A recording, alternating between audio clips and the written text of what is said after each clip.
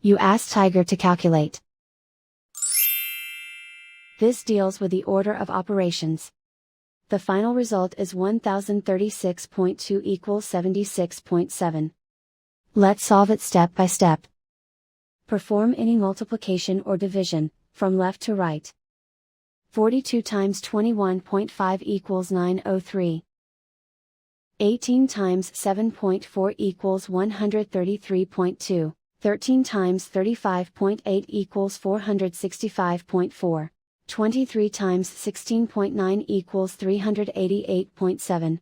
Calculate any addition or subtraction, from left to right. 903 plus 133.2 equals 1036.2. 465.4 minus 388.7 equals 76.7. And so the final result is 1036.2 equals 76.7.